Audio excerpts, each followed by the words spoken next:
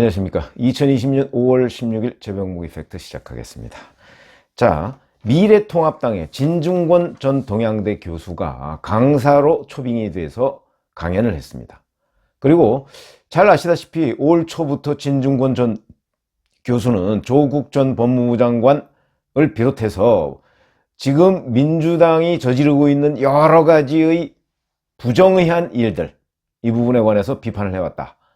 그래서 진중권 전 교수가 아마 미래통합당의 초청을 받게 된 계기도 그런 것일 가능성이 매우 높고, 뭐 이준석 최고위원이 개인적 친분을 이유로 와서 강의를 좀 해달라, 뭐 이렇게 이제 얘기를 했다고 합니다. 그래서 오신환 의원이 주최한 건데, 길 잃은 보수정치 해법은 무엇인가? 라고 하는데, 뭐 보수 정치인이 아닙니다, 진중권 전 교수는. 그런데 뭐 보수 정치의 길을 과연 진중권 전 교수가 제대로 제시할 수가 있을까? 저는 뭐 사실 좀 회의적이었습니다. 왜 그러냐면 그 보수 정치 쪽과는 워낙 뭐 비판만 했었지, 그쪽과는 워낙 거리가 있던 사람이었기 때문에. 그래서 하여튼 거기서 무슨 얘기를 했느냐면, 총선 직후에 이런 얘기 했었죠. 뭐 뇌가 없는 정당이다, 미래통합당은. 그러면서 어중간하게 망하니까 자꾸 이 사단이 나는 것이다, 이런 식으로 얘기를 했는데, 이번 그 5월 15일 어제죠, 어제 국회의원회관에서 하는 토론에서는 거기서도 뭐 문해정당 얘기를 했습니다. 그러면서 이렇게 얘기를 했습니다. 간단하게 우선 소개를 해드리겠습니다. 한국 사회의 운동장이 이미 기울어졌는데 보수 진영만 모르고 있다. 주류가 바뀌었다. 저 사람들은, 여권은 이제 진보가 아니고 바꿀 것보다는 지킬 것이 많은 세력이 됐다. 문화시장은 물론 학계도 어용학자들이 장악했다. 어용학자라는 건 지금 민주당의 어용학자라는 얘기입니다. 문재인 정부와 민주당, 자기 딸, 아들에게 기득권을 세습하는 단계까지 왔다. 그러니까 주류가 바뀐 정도가 아니고 주류로서의 권력을 세습하는 단계까지 왔다, 이런 얘기입니다. 주류가 바뀌었다는 것은 상층의 비리 양상을 보면 안다, 이렇게 얘기했습니다. 요즘 진보 진영 비리는 신라젠, 라임 사태처럼 금융자본범죄로 변해가고 있다. 그러니까 과거처럼 보수 진영이 뭐 비리 저지른다고 하면 뭐 무슨 인허가 뭐 이런 거 내주고 뭐 좀 뇌물 받고 뭐 이런 거였는데, 진보 진영은 거기에서 몇 단계 더 뛰어넘어서 이런 금융자본범죄, 정말 그 현대사회의 최첨단 범죄 형태로 진화하고 있다. 그 범죄 형태도 못 따라간다, 뭐 이런 걸로 보입니다. 진보 진영은 빅데이터를 활용하는데 이쪽은 태극기를 들고 있다. 차원이 다르다, 이런 얘기죠. 그 다음에 중도층은 집권층의 위선과 뻔뻔함에 충격을 받고 있음에도 통합당에는 표 못 준다는 생각을 갖고 있었다. 그 다음에 이건 이제 진 교수 자기 얘기인 모양입니다. 처음으로 통합당을 찍어볼까 생각해 봤어요. 근데 웬만하면 찍겠는데 웬만하지가 않더라고요. 이런 식으로 얘기를 했습니다.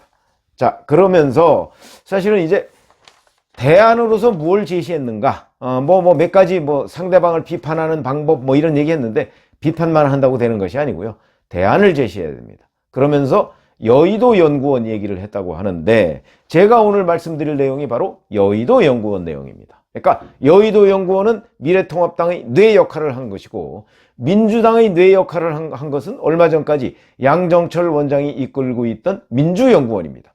그러면 민주연구원과 여의도연구원은 어디가 더 나을까요? 글쎄, 이번 총선은 뭐 결과적으로 민주당이 압승을 했으니까 민주연구원이 더 낫다, 이렇게 얘기를 할지 모르겠으나, 저희가 취재 경험과 취재 결과 등을 종합해보면 여의도연구원이 100배 낫습니다. 여론조사도요, 여의도연구원이 훨씬 정확합니다. 그런데 왜 졌느냐? 여의도연구원에 아무도 제대로 주인의식을 가지고 거기서 일을 안 했고, 그 다음에 지도부가 그걸 활용을 제대로 못했다. 이래서 문제가 된 것이지, 역량으로 보면 여의도연구원이 민주연구원보다 역량이 더 뛰어나다 하는 건 저희 기자 출신인 저희들이 확연히 그동안의 취재를 통해서 확인한 사항입니다. 자, 그런데 그 여의도연구원 다 무너졌습니다. 왜 무너졌느냐? 우선 정책개발비로 국고보조금의 30% 정도를 쓰도록 돼 있습니다. 그러면 아마 연간 최소한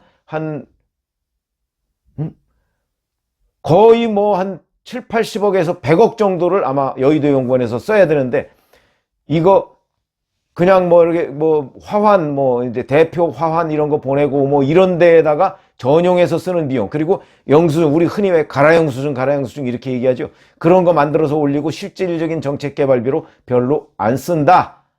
이런 것이 문제가 됐습니다.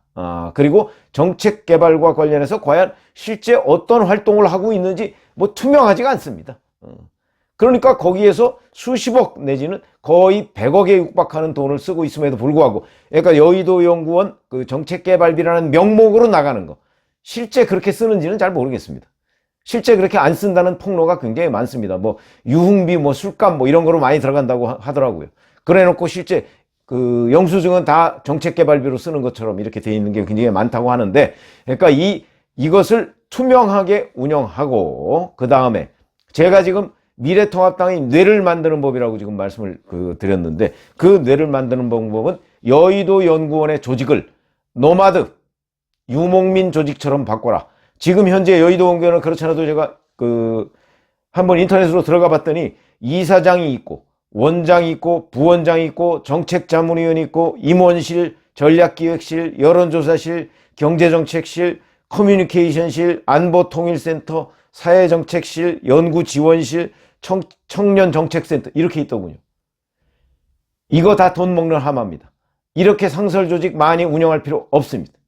여의도 연구원을 지금의 한 5분의 1 정도로 줄여도 됩니다. 그러니까 제가 말씀드리고 싶은 건 이사장, 원장 필요 없고요. 원장 하나 있으면 됩니다. 원장 하나 있고 부원장 필요 없습니다. 나머지 다 필요 없고, 연구지원실, 이건 이제 행정 업무를 해야 되니까 뭐 정책개발비를 하고 누구를 섭외하고, 연구지원실 이거 하나만 있으면 됩니다. 연구위원들 필요 없습니다. 노마드 조직처럼 운영하라는 것이죠.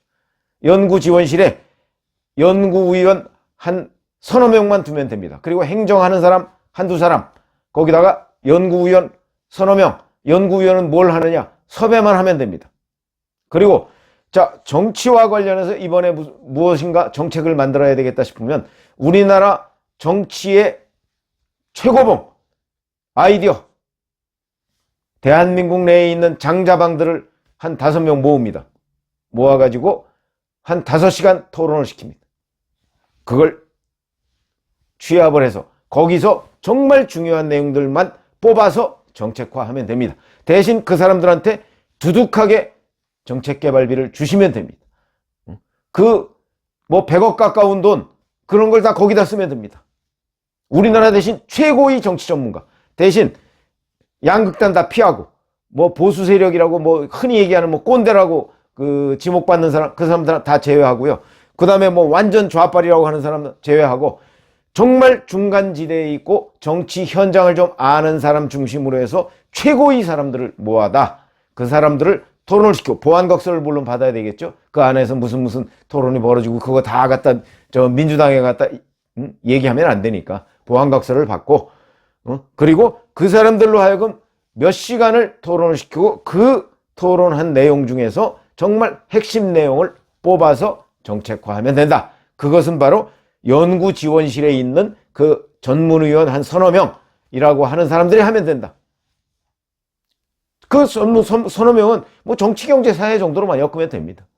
그래서 그 사람들이 왜 그러냐면, 전문가라는 것은요, 우리 사회가 얼마나 빠르게 분화합니까? 지금 4차 산업혁명의 시대라고까지 얘기를 하고 있습니다.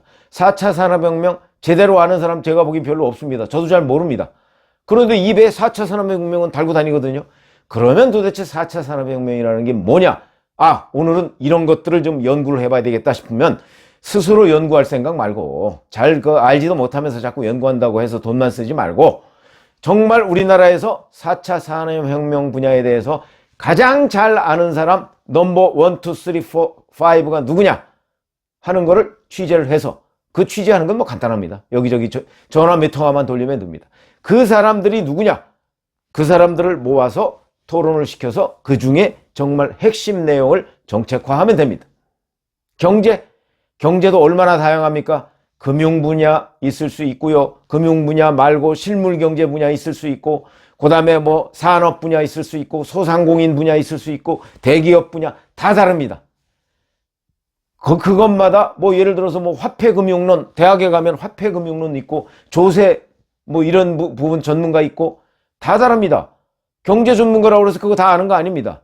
그러면 정말 우리가 조세 정책에 대해서 뭔가 좀 얘기를 들어봐야 되겠다 싶으면 우리나라의 조세 정책 전문가 넘버 1부터 넘버 5까지를 불러서 두둑하게 정책 개발비 주고 그 사람들로 하여금 정책 대안을 토론을 통해서 정책 대안을 내도록 하고 거기에서 뽑았으면 된다. 이런 게 바로 노마드 조직이다. 그때그때 필요에 따라서 유목민처럼 여기로 이동해서 이쪽에 가서 풀 먹이고 여기 풀 다 떨어졌으면 또 저쪽으로 옮겨가서 말이나 뭐 이런 거 술록 같은 거 몰고 가서 그쪽에 가서 또 풀 뜯어 먹이고 이렇게 하면 지금 100억 가까운 이 정책 개발 비용 중에 제가 보면 50억 가지고도 충분히 해결 가능합니다. 그리고 그게 효율성이 훨씬 높습니다. 쓸데없이 이렇게 수많은 상설 조직들 만들 필요가 없습니다. 그래서 여의도 연구원을 유목민 조직으로 만들어라. 노마드 조직으로 만들어라. 여기에 상설적으로 해야 되는 건 연구지원실 하나. 거기다 물론 여론조사실은 있어야 되겠죠. 여의도 연구원 여론조사 꽤 잘 맞습니다. 특히 ARS로 하는데 트렌드와 관련해서는 굉장히 정확합니다. 그러니까 여론조사실과 연구지원실 딱 2개만 남기고 나머지는 다 없애라. 없애고 노마드 조직처럼 만들어라. 하는 것이고요. 지금 더군다나 교섭단체가 2개밖에 없지 않습니까? 21대 국회는 교섭단체가 2개입니다. 그러면은 정당 국고보조금으로 교섭단체들이 전체 총액의 절반을 뚝 떼가지고 교섭단체가 나눠갔습니다. 그러면 지금 민주당과 미래통합당이 나눠갔습니다. 어마어마한 액수를 받습니다. 그 중에 30%를 정책개발비로 쓴다? 차고도 넘칩니다. 차고도 넘칩니다. 그렇기 때문에 제가 말씀드린 내용은 그 많은 돈을 이렇게 상설조직 운영하는 데 쓰지 말고 회의실도 자기네들 뭐 가질 필요도 없습니다. 어디 빌려서 써도 되고요. 대신 우리나라 최고의 전문가들을 불러서 그 전문가들로부터 정책개발 조언을 받아라. 그 사람들한테 두둑하게 정책개발비를 주고 이런 조직으로 여의도 연구원을 운영하는 것이 훨씬 효율적이다. 저는 지금까지 저도 뭐 여기저기 뭐 강의 뭐 이런 것도 다녀보고요. 어디 가서 뭐 전문가 조언 뭐 이런 것도 해본 적이 있죠. 그런데 그런데 가서 어정쩡 뭐 예를 들어서 뭐 학자라고 그래서 부르잖아요. 그 학자 제대로 역할을 하는 사람 못 봤습니다. 왜 그러냐면 실물 정치를 너무 모릅니다. 이렇게 해야 합니다. 그래서 마치 공자왈 맹자왈 하는 격입니다. 공자왈 맹자왈 우리 실물 정치에서 아무 필요 없습니다. 예를 들어서 경제 전문가라고 불렀더니 재정 건전성이 어떻고 재정 건전성 항상 찾다가는요 선거에서 백전백패합니다. 잘 아시잖아요. 이번 4.15 총선을 왜 졌습니까? 제가 왜 졌는가 그 패인 분석하는 게 첫 번째 재난지원금 얘기했습니다. 합법적으로 금권 선거를 할 수 있었던 것이죠. 여기에 첫 번째 패인이 있다. 그러면 보세요. 2022년 대선 또 재난지원금 얘기 또는 뭐 무슨 소상공인 지원 대책 이런 거 안 나오라는 법 없습니다. 저는 반드시 나올 거로 봅니다. 그렇게 나오면 결국 빚 얻어서 소상공인들한테 돈을 풉니다. 이거 합법적인 금권 선거입니다. 여기에 어떻게 대항할 것인가. 이런 것들을 연구해야 되는 것이죠. 그러니까 민주당과 문재인 정부에서 얘기하는 소위 2대8 프레임을 어떻게 대처할 것인가. 이런 걸 연구해야죠. 앉아가지고 재정 건전성 따지다가는 선거 백패합니다. 그러니까 이런 것들과 관련해서 그때그때 드러나는 그 수많은 전문성 있는 이슈들 이거를 여기 상설 조직 가지고서는 도저히 대응해 나갈 수 없습니다. 그러니까 상설 조직 다 해체하고요. 대신 그때그때 태스크포스 형태로 우리나라 최고의 전문가 또 필요에 따라서는 외국의 전문가도 가능합니다. 불러다가 그 사람들로부터 뽑아내는 조직을 만들어라. 노마드 조직으로 만들어라. 이게 제가 오늘 미래통합당의 뇌를 만드는 법의 첫 번째 과제로서 말씀을 드렸습니다. 감사합니다.